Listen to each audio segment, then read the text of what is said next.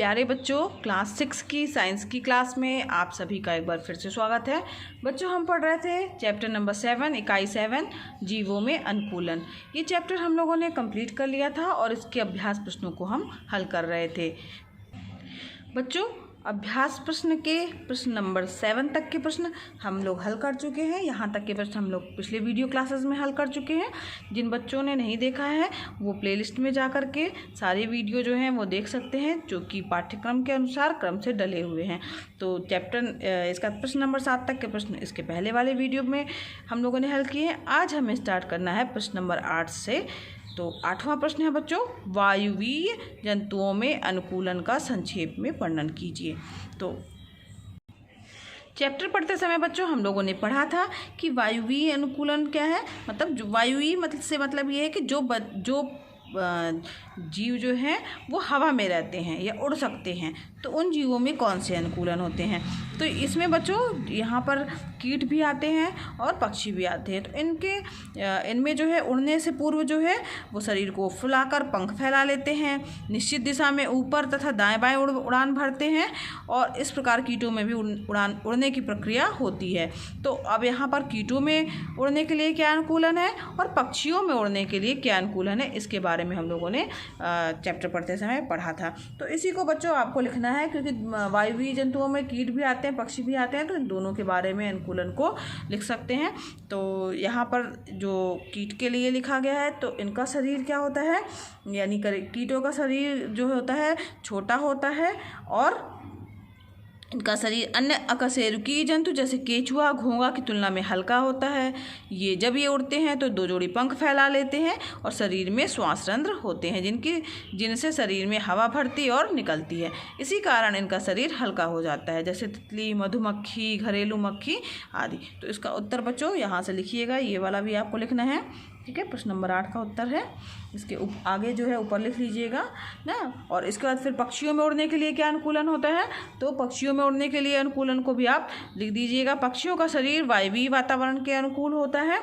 इनके शरीर का आकार नौकाकार तथा धारा रेखित होता है और साथ ही इनके अग्रपद ही पंखों में रूपांतरित होते हैं, जो इनको उड़ने में सहायता प्रदान करते हैं। इनकी जो हड्डियां होती हैं यानी अस्थियां जो होती हैं वो कैसी होती हैं बच्चों, खोखली होती हैं और उनमें हवा भरी होती है यानी वायु भरी होती है, जिसके कारण क्या हो जाता है, इनका शरीर हल्का हो जाता है और फेफड़ों से जुड़े जो वायु कोष होते हैं उनमें भी हवा भर जाती है, जो उड़ते समय शरीर को क्या कर देते हैं, हल्का कर देते हैं। इस तरीके का विशेष रूपांतरण जो है वो केवल पक्षियों में ही होता है, जैसे तोता, कबूतर, गौरैया आदि। तो इस प्रकार जो है कीटों में और पक्षियों में उड़ने के लिए विशेष अनुकूलन होता है। इसी को आपको लिखना है फेयर कॉपी में।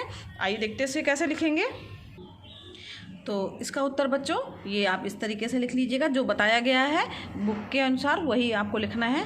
तो वायुवीय जंतुओं में निम्न रूप से अनुकूलन पाया जाता है। कीटों में उड़ने के पहला जो हो जाएगा, कीटों में उड़ने के लिए अनुकूलन।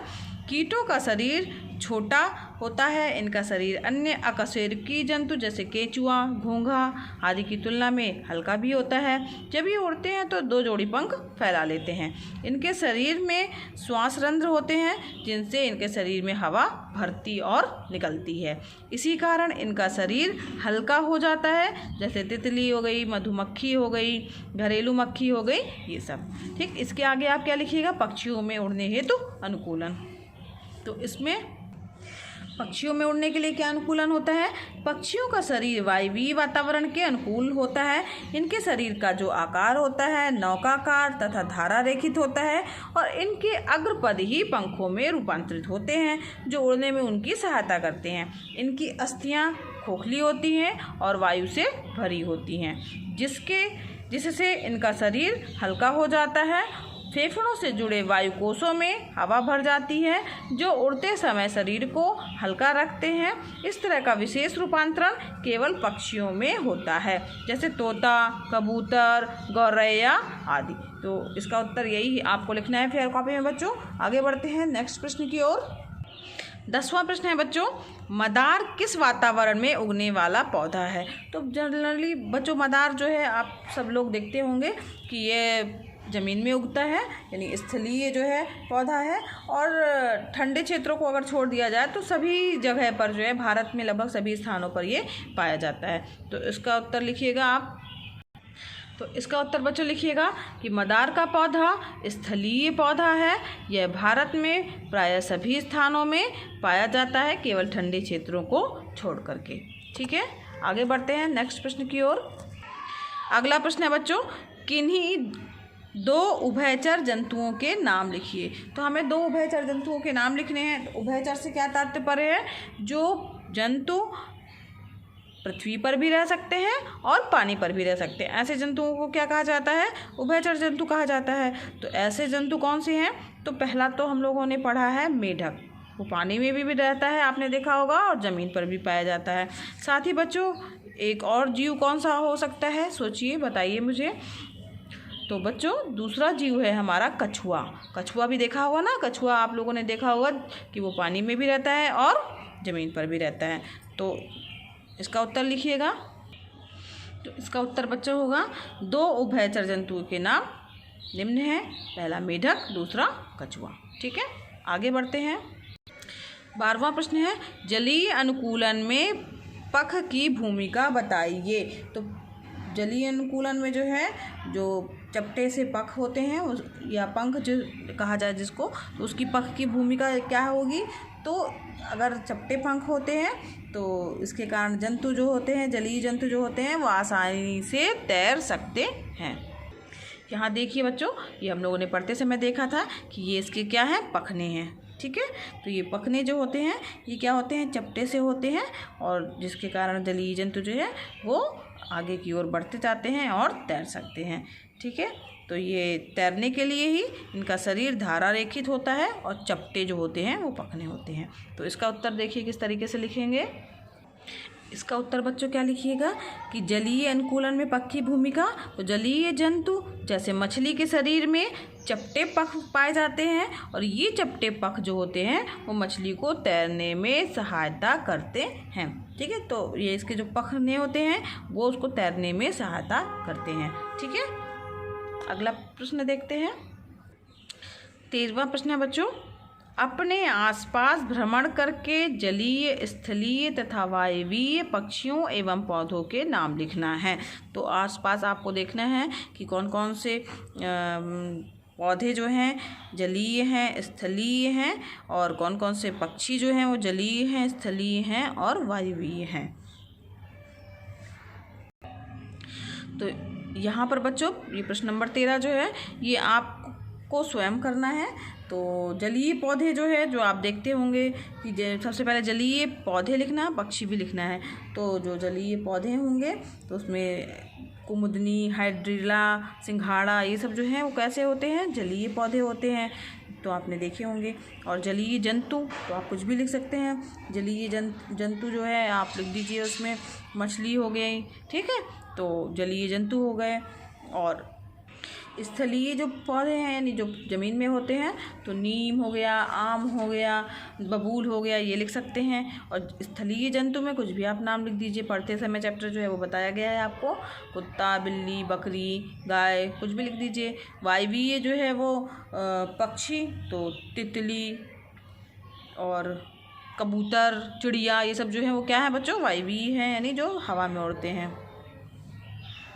और कुछ पौधे बच्चों क्या हवा में होते हैं? ये तो पक्षी हो गए। क्या वायवीय पौधे भी होते हैं? तो बच्चों वायवीय पौधे नहीं होते। कोई भी ऐसा पौधा नहीं है जो केवल हवा में ही उग जाता हो। उसके लिए कुछ ना कुछ चाहिए, या तो पानी चाहिए है या तो ज़मीन चाहिए है।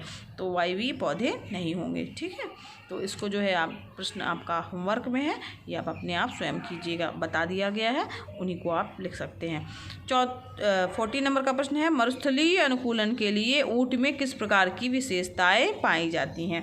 तो जो ऊँट होता है बच्चों, उसका कुबड़ जो रहता है वो निकला हुआ होता है, उसकी त्वचा खुरदुरी होती है, उसमें अधिक बाल होते हैं, और लंबे जो है पैर होते हैं, गद्देदार तलवे होते हैं जो कि उसको रेगिस्तान में दौड़ने के लिए अनुकूलित होते हैं, और मरुस्थलीय अनुकूलन के लिए जो है उसको उपयुक्त बनाते हैं। ये हम लोगों ने बच्चों पढ़ा था ना, तो यहाँ पर जो है मरुस्थल में रहने वाले जंतुओं को सामना करना पड़ता है। तो यही जो है इसमें आपको लिखना है कि ऐसे मरुस्थलीय जंतुओं में क्या होता है, जल संचय करने के लिए खुरदुरी त्वचा, अधिक बाल, लंबे पैर, गद्देदार तलवे, रेगिस्तान में दौड़ने के लिए अनुकूलित होते हैं जैसे ऊँट। यही आपको उत्तर में लिखना है। आइए देखते हैं क्या उत्तर लिखेंगे इसका उत्तर लिखिएगा बच्चों, ऊँट का कुबड़, खुरदुरी त्वचा, अधिक बाल, लंबे पैर तथा गद्देदार तलवे जो होते हैं वो रेगिस्तान में दौड़ने के लिए अनुकूलित होते हैं, जो कि इन जीवों को मरुस्थलीय अनुकूलन प्रदान करते हैं।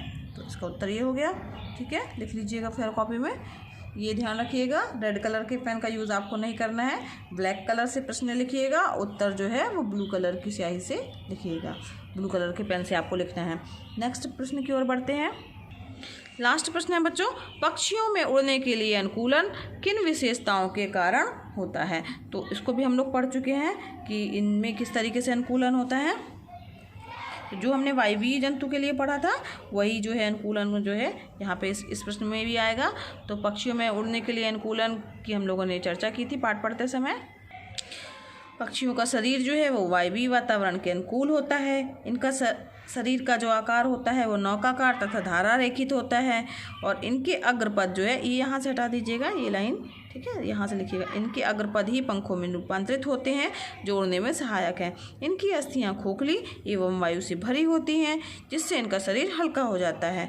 फेफड़ों से जुड़े वायु कोषों में हवा भर जाती है जो उड़ते समय शरीर को हल्का रखते हैं। इस तरह का विशेष रूपांतरण केवल पक्षियों में होता है, जैसे कि तोता, कबूतर, गौरैया आदि। ठीक है, तो यही आपको यहाँ से लेकर के यहाँ तक उत्तर आपको लिखना है इसका। आइए देखते हैं कैसे लिखेंगे। तो इसका उत्तर बच्चों इस तरीके से लिख लीजिएगा आप। पक्षियों का शरीर वायवीय वातावरण के अनुकूल होता है। इनके शरीर का आकार नौकाकार तथा धारा रेखित होता है।